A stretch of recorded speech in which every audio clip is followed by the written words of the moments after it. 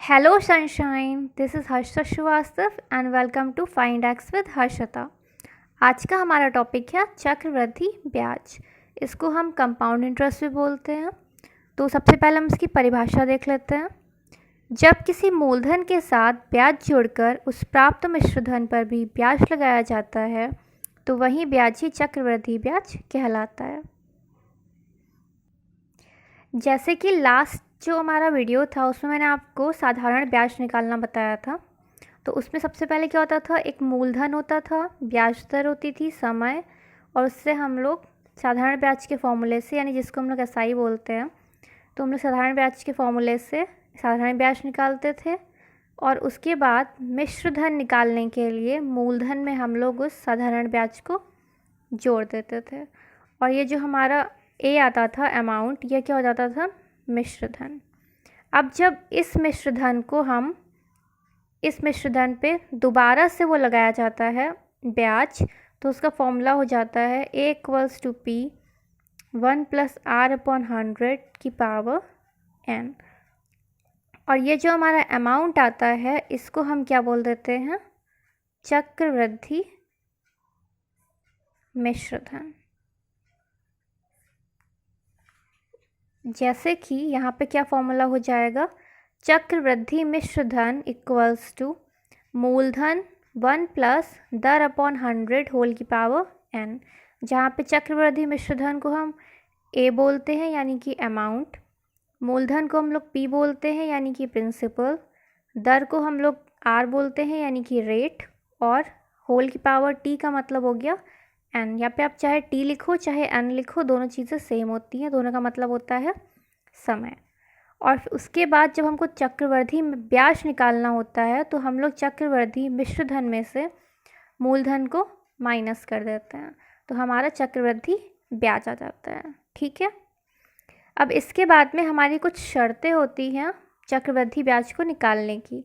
जब हम सालाना निकालते हैं तब तो हम ये फॉर्मूला यूज़ करते हैं, बट जब हम लोग को अर्धवार्षिक निकालना होता है यानी कि हाफ ईयरली, तो उसमें क्या होता है, जब शर्त अर्धवार्षिक हो तो दर को 1/2 यानी कि आधा कर देते हैं, 2 से डिवाइड करते हैं, व समय को दुगना कर देते हैं। जैसे कि A equals to P in bracket 1 + r/2 × 100 whole की पावर 2/n। यानी कि यहाँ पे हमने जो रेट था हमारा ब्याज दर, उसको हमने 2 से भाग दे दिया और जो हमारा समय था उसको 2 से गुणा कर दिया। ऐसे ही अगर हमारी जो शर्त है वो त्रैमासिक है तो हम क्या करेंगे, जब हिसाब वर्ष में 4 बार किया जाता है तब नया दर क्रमशः r/4 और समय 4 × n हो जाता है। यानी कि A equals to P 1 + r/4 × 100 whole की पावर 4n। यहाँ पे हमने क्या किया, जो हमारा रेट था उसको 4 से डिवाइड कर दिया और जो हमारा टाइम था उसको 4 से मल्टीप्लाई कर दिया। तो यहाँ पर अगर आपको एक कन्फ्यूज़न हो कि यहाँ पर अपॉन में 2 कैसे आया, तो ये ऐसे हो जाएगा equals to P 1 + r/2 upon 100 whole की पावर 2n, ये ऐसे लिखा जाता है p। अब ये हो जाएगा 1 +, जब यहाँ पर कुछ मल्टीप्लाई में हो, मतलब वो डिवाइड में हो, तो आप क्या करोगे, इसको डिनोमिनेटर में आ जाता है ये नंबर। इसी वजह से यहाँ पे r/2 × 100 होगा और यहाँ पर r/4 × 100 whole to the power 4n होगा। ठीक है। अब हम लोग इस पर बेस्ड एक क्वेश्चन देखते हैं। 2000 का 10% वार्षिक ब्याज की दर से 3 वर्ष तक चक्रवृद्धि ब्याज ज्ञात कीजिए।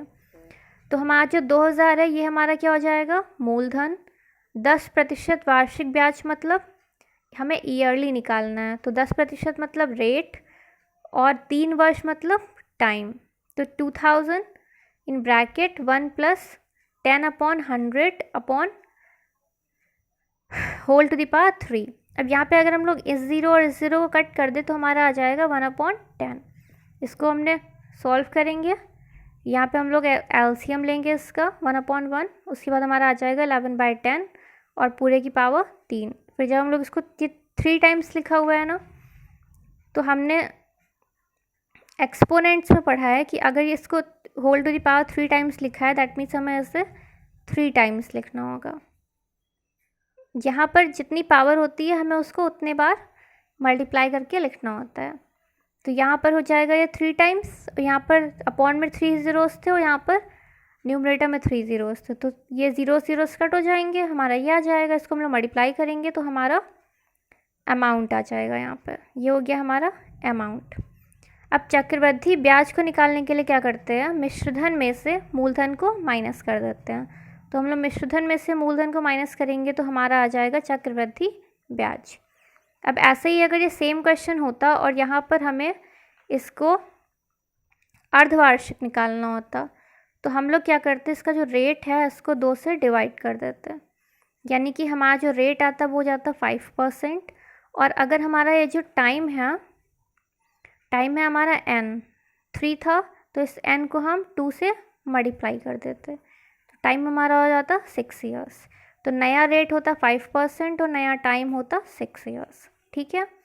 और अगर हमें ऐसे त्रैमासिक करना होता तो r को हम लोग यानी कि 10 को हम लोग 4 से डिवाइड करते, और यहाँ पर जो हमारा n है इसको हम लोग 4 से मल्टीप्लाई करते, यानी कि 12 ईयर्स। और इसको कट करेंगे तो ये आ जाएगा 5/2%, ठीक है। Okay, thank you.